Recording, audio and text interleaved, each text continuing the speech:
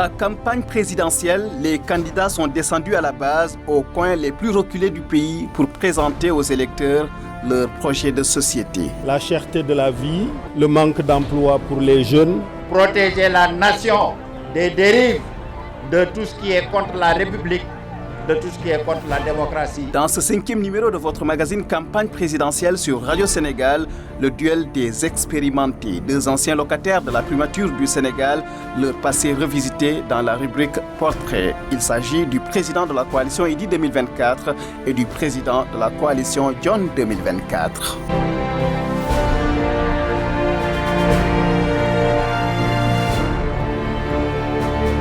Le magazine de la campagne Portrait. C'est l'un des candidats à l'élection présidentielle de mars 2024 qui aura le plus brigué les suffrages des Sénégalais. C'est la 4e fois qu'il va à l'assaut des voix des électeurs.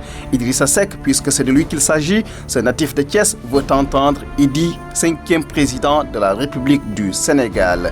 L'une de nos correspondantes dans la cité du Rail, Aminata Dieye, revient sur le parcours du fondateur du parti Rewmi. Et de 4 pour Idrissa Seck. Pour sa première participation à l'élection présidentielle en 2007, le natif de Thiès il y a 65 ans est classé 2e, avant de régresser en 2012, élection à l'issue de laquelle il sort 5e et il retrouve la 2e place en 2019.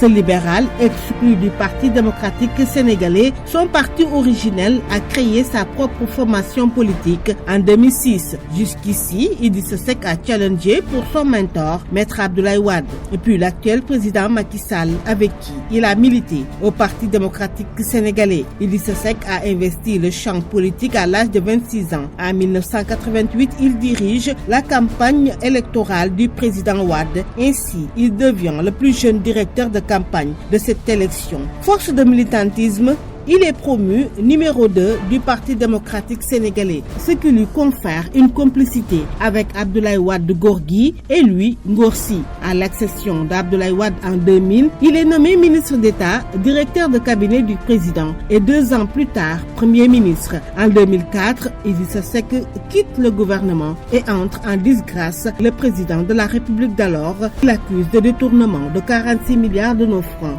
dans le cadre de l'affaire dite des chantiers de Thiès, ce qui l'a conduit en prison en juillet 2005. Idrissa Seck se voit révoqué de son poste de maire qu'il retrouve en 2006 après Idrissa Seck rejoint le président Macky Sall dont il s'était séparé 1 an après son élection à la tête du pays. Il est nommé président du Conseil économique, social et environnemental, fonction qu'il a quittée en 2023 pour se consacrer, dit-il, à cette élection présidentielle. Aminata Dieye, Thiès, RTL. Le président de la coalition Idy 2024 dit être conscient du travail colossal qui l'attend à la tête du pays une fois élu. Le coût de la vie, l'emploi des jeunes, les tensions géopolitiques en Afrique de l'Ouest, Idrissa Seck veut s'attaquer à ses préoccupations au soir du 24 mars 2024. Nous l'écoutons avec Ramatoulaye Sarr. La cherté de la vie, la cherté des factures d'électricité, d'eau, le manque d'emploi pour les jeunes sont des préoccupations communes à l'ensemble des chefs de famille. Sur le plan de la diplomatie, il y a aussi le problème de la sécurité à nos frontières comme à l'intérieur du pays. Protéger les personnes et les biens, combattre le terrorisme. Face à tous ces sujets, il n'y a aucune place pour la polémique ou pour les petites querelles. Mais certains m'ont reproché d'avoir, lors de la Covid, rejoint le président Macky Sall. Je m'excuse auprès d'eux, mais si j'avais été aux côtés des casseurs et des meneurs de la violence, en mars comme en juin, peut-être qu'on parlerait aujourd'hui d'un autre Sénégal. Et celui qui a la charge de construire ne doit pas détruire. Un autre ancien Premier ministre du Sénégal, Mohamed Boun Abdallah Dionne, lui aussi est dans la course à la présidentielle. Le natif de Gossas, dans la région de Fatick, le leader de la coalition John 2024, se veut un président de la progression et du renouvellement, un lion dont le rugissement se fera entendre au-delà des frontières du Sénégal. Et Ramdiagne, Mohamed Boun Abdallah Dionne, veut matérialiser la vision de Cheikh Anta Diop, les États-Unis d'Afrique. Du haut de ses 65 ans, Mohamed Boun Abdallah Dionne est né à Gossas, dans la région de Fatick. Membre fondateur de l'Alliance pour la République, Mohamed Dionne a pendant plusieurs années occupé des postes stratégiques et dans le gouvernement et dans le parti au pouvoir actuel. Il a été 5 ans à la primature. A conduit la liste de la coalition présidentielle aux élections législatives de 2017, un scrutin largement remporté par Benno Bokk Yakaar. En 2019, Macky Sall, candidat à sa propre succession, fait encore appel à lui pour manager le pôle programme de son directoire de campagne. La même année, après la suppression du poste de Premier ministre, Mohamed Boun Abdallah Dionne assure la fonction de ministre d'État, secrétaire général de la présidence de la République.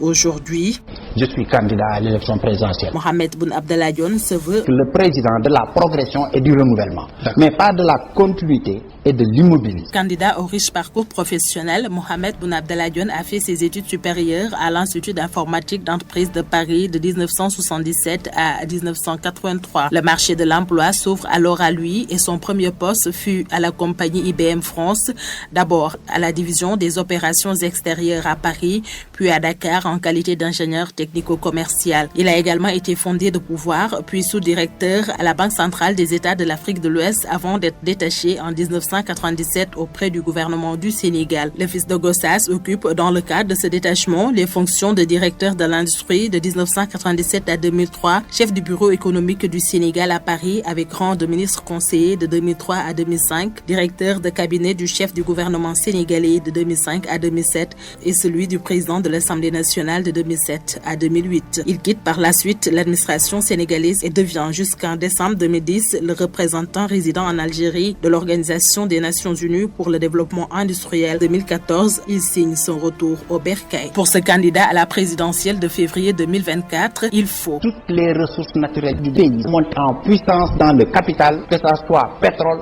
gaz, zircon, or. La réforme des institutions, autre défi pour Mohamedou Boun Abdallah Dionne. Un Sénégal juste, une justice juste. Il faut beaucoup d'axes de progrès. La méthode de bracelet électronique, c'est bien, ça va dans ce sens. La concrétisation du projet des États-Unis d'Afrique, l'enfant de Gossas veut en être le signataire. Donner à chaque jeune Africain un métier pour qu'il puisse voler de ses propres ailes. Eram Diagne, Fatick, Radio Sénégal. Mohamed Boun Abdallah Dionne se veut le candidat de l'expérience pour avoir battu le record de longévité à la primature sous le règne de Macky Sall. Le Premier ministre de 2014 à 2019 s'érige en défenseur de la démocratie sénégalaise contre toute forme de menace. Inch'Allah, n'est que le bloc républicain et démocratique avec une seule ambition, protéger la nation des dérives de l'extrémisme violent, des dérives de tout ce qui est contre la République, de tout ce qui est contre la démocratie.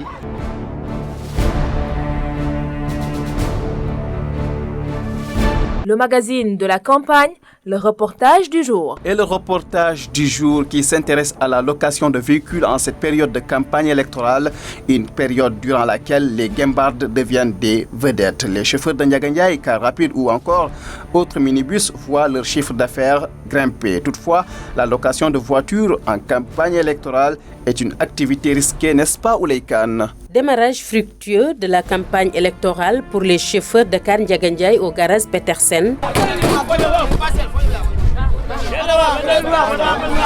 Ibrahim Ndiaye, responsable des jeunes chauffeurs. Ça marche beaucoup même. La liste des candidats est très longue. On a 19 candidats et ils sont en train de faire une campagne. Forcément, ils vont prendre les cars. Même dimanche, il y avait beaucoup de candidats qui ont pris des cars, des trentaines ou des cinquantaines de cars. C'est un business qui rapporte. Cette année, la campagne électorale s'étend sur 12 jours, une durée que regrettent les chauffeurs. Modou Cissé. La durée de la campagne est courte. On veut que ça continue pour gagner plus d'argent. Ça ira bien. Malgré les bénéfices qu'elle rapporte, cette activité engendre des risques si l'on se fie aux propos des chauffeurs. On y va vraiment parce que l'heure des meetings, comme ce qui s'est passé au Parcelles Assainies, des fois nous sommes victimes de cela. Ce qu'on voit, c'est de l'insécurité totale. Les déviations aussi nous fatiguent. Le ramadan ne rime pas avec la campagne car c'est un risque. Sur ces risques de sécurité, les chauffeurs ont déjà pris les devants. Ibrahim Ndiaye. Nous sommes vigilants. Si on constate qu'il y a des dérapages, tout de suite on évacue nos voitures. La campagne électorale, une traite pour les chauffeurs de car Ndiaga Ndiaye qui se frottent les mains. Ils osent prendre les risques de mettre leur voiture à la disposition des candidats. Magazine campagne présidentielle sur le réseau synchronisé de Radio Sénégal. C'est fini pour aujourd'hui. Merci à tout le réseau de reporters de la radio de tout le Sénégal. Devant ce micro, Youssouf Konté. Préparation, Ney Arambay. À la réalisation et coordination, Demba Malik Mbodj.